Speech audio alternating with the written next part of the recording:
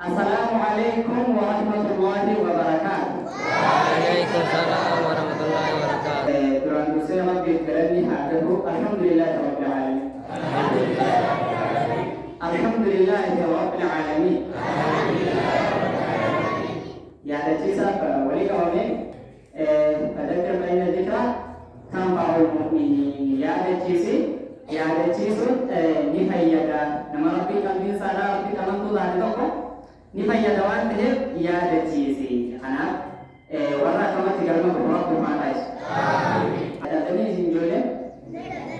Nadame? Oolaa? Ani dibara maantana jimaa kuufii orgee fi isin wayya dadanii?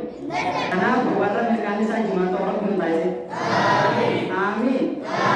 Hoggaan akkana yoo ta'u hundaan jimaa malee mirgaan nu naan keenyaan. Warra mirgaan isaa jaalalaan ta'uu rabbi nu taa'ise. Amiin. Warra akkamatti baratee bakka guddaa gorsa rabbi nu taa'ise. Muta'allima amma rafaawiyyaa isin keessa namoota Dr. Zakir isin fayyadamee biyya fayyadu rabbi isin keessa rabbi haa baasu. Doktor rabbi isin keessa haa baasu. Jiran rabbi isin keessa haa baasu. Warra akkama gaaboo yeroo xiqqoo seqe dudduuba deebiin hafiidama rabbi isin haa taa'e. Amiin.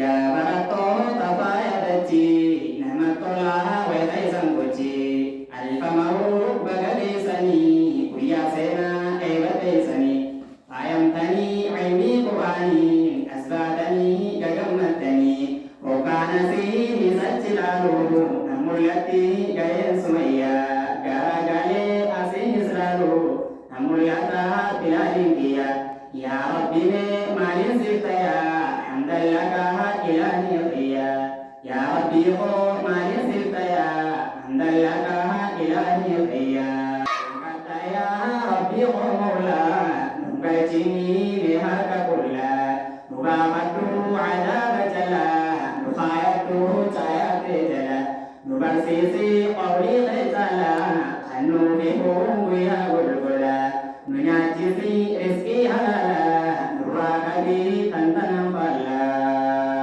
ya kalama rabbi khalika sinin qara jannata daka siraminan adaban daka ihran nabi simoti daka ya mi'awa nani walala sindan dama kuyak galgala taliya yomi yumpurne ansiruge taka singkufne ya ugawa urgan sandune qur'ana ho ya sorone sini buhar diunindenya qur'ana ho ifajenya ya cala ruwa marara nura dunia bakara ya cala ruwa marara nura dunia bakara Allahu Akbar.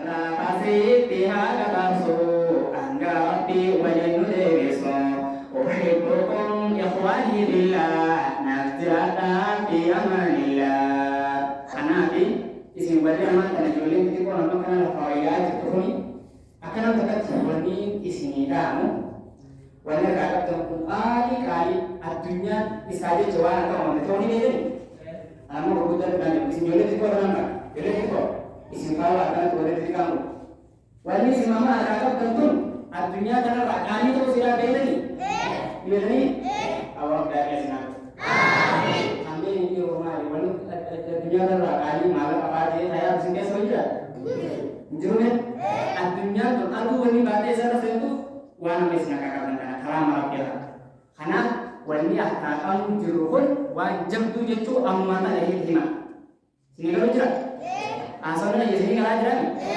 kana aku jajabada nami dira buru khatahun yo amara kati wani tidu jabate itti soroke wahib bahamale mamasada ko khani lagi namni gafa jolle hin kabin gafa budda cinkamaja namni gafa jolle cinkame aku dademo raha aja kanafu gafa or budda ne raha taura amma tan upau kamna din kana rabbi subhanahu amin parmanu abdul mawla nama dini fayyadame isi fayyadame mati fa fayyade biyyale fayyado rabbi subhanahu parmanu abdul mawla akama garte rabbi fika muhammad usse janji wan de temi tarasota di usse rabbi raha amin akabdir ka rabbi hafiz